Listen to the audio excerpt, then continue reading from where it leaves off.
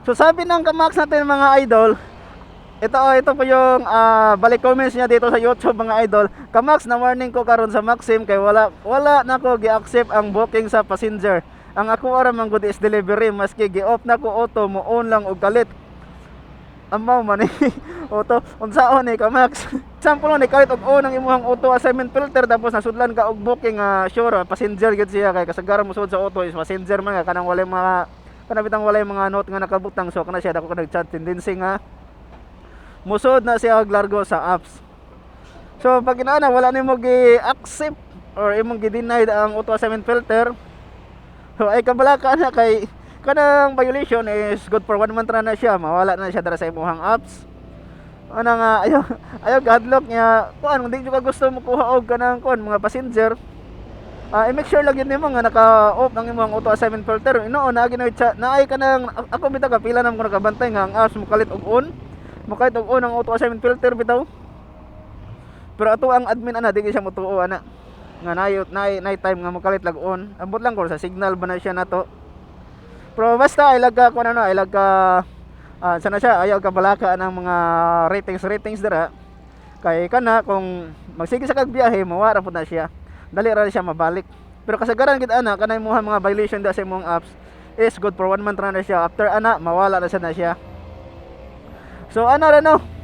So maara na ibugtong paagi kung di ka ganahan magkuha og mga passenger o di ka ganahan masudlang mga auto assignment filter para di ka magka-violation.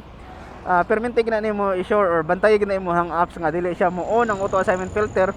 Ang kuno na ko mga gamas na nakatry na sad ko ang apps mo kalit lang siya og auto. Matingalan ta kay ngano ni auto nga wala man to kuan naka-off mo ta siya.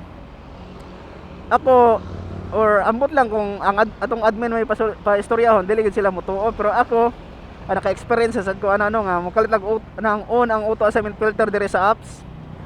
Ambot lang ko naka-try basad mo basta kini pud siya kini si Binhard no. Kalit lang daw on ang iyahang auto assignment filter. So mo to nasudlan ko siya booking then wa niya gi-accept.